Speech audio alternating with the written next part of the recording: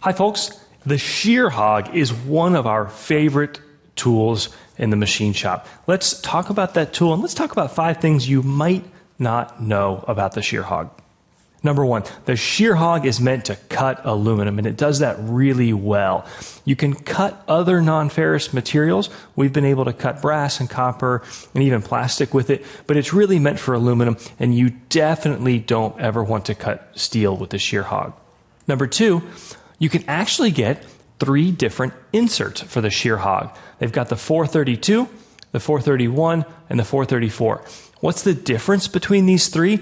The nose radius. The 431 has a 10 thou radius, the 432 has a 30 thou, and the 434 has a 60 thou. Most of the time you're going to get the 432 when you buy the kit, and that's the one that we use in the shop.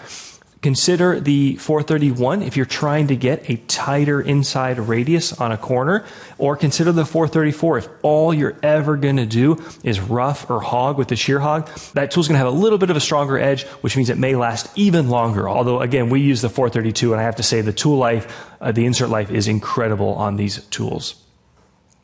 Number 3, you can buy the Shear Hog in 2 different styles. Our preferred style is the integral, so that's 35571. It's a solid body and it's got the TTS ring on it.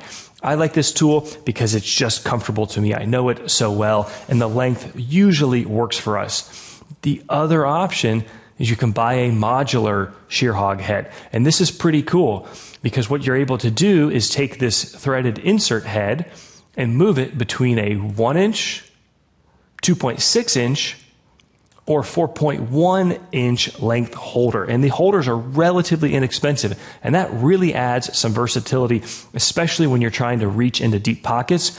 But remember, the shorter your tool, the better it's going to perform. Tools stick out, meaning hold it as short as possible, is so critical when it comes to insert life, tool finishes, and machine performance. Number 4, you can plunge with the Shear Hog. So where might that come into play? Here's 2 quick examples. Let's say I've got to machine out this pretty large area, and I want to come back in, but I want to get a better finish, or as good a finish as I can, on this inside fillet, which happens to be, conveniently, the same diameter in this case as the Shear Hog tool. What I might do is I might adaptive all of that out, and then I might lie to Fusion and create a new tool that's a drill, even though it's actually the Shear Hog, and I can create that drilling op and take that Shear Hog and plunge straight down with it. In other words, I'm pushing down axially. The reason this really helps is that when you're drilling with an end mill, pushing straight down like this, you're not as likely to get the chatter that you get when you're milling radially, or when you're coming in and allowing the tool to have side load deflection, which is how we normally machine. Now, the benefit of the Shear Hog is that it can plunge into blind holes. In this example, we're actually it's a pretty easy job that most end mills could do as well. Nevertheless, super useful. The other example of drilling is we've actually modified one of our Shear Hogs to put a flat spot on it so that we can hold it in our Slant Pro lathe, and we have used the Shear Hog as both a drill for aluminum in our lathe as well as a boring tool. Works great.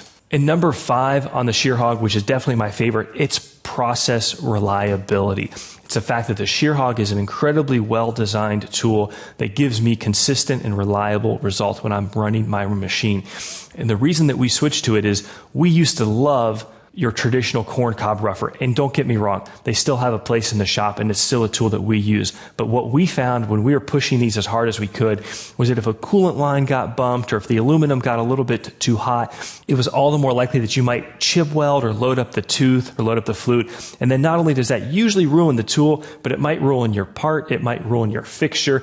It just wasn't that much fun. When we found the Shear Hog, the fact that it's a single flute and it's a really open tool, I would say it's almost impossible to chip weld this tool.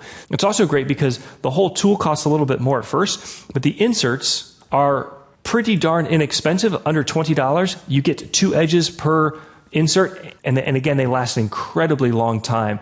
Compare that again back to the corn cob rougher, where the solid carbide tool is rightfully relatively expensive, in this case about $50 for a 1/2 inch tool.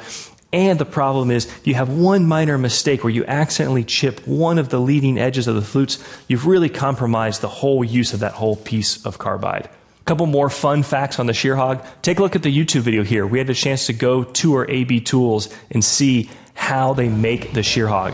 Unlike most insert tools that you buy, the Shear Hog is a custom tool. AB Tools came up with this geometry and they custom machine and grind each one of these. So the only place you're going to get a Shear Hog and a Shear Hog insert is from AB Tools. The other thing I'll say is if you're going to use the Shear Hog, take a look at our video on making sure you've got your TTS system set up well. And what that really means is making sure certain things are clean and free of oil, and making sure other things like the OD of your R8 collet as well as your Belleville washer stack has got a tiny amount of never seized. When we've got our machine running well, we've never had a Shear Hog pull out, but the Shear Hog is the tool where you're going to push the machine so hard where if you don't have your TTS system maintained well, you might have pull out. Finally, if you're new to the Shear Hog or you've got a new Tormach machine on the way, we've got some really good starting recipes on the Shear Hog for feeds and speeds, whether it's a Tormach 440, a 770, or an 1100. We'll include a link in the blog post to this to get you going on that. Thanks, folks.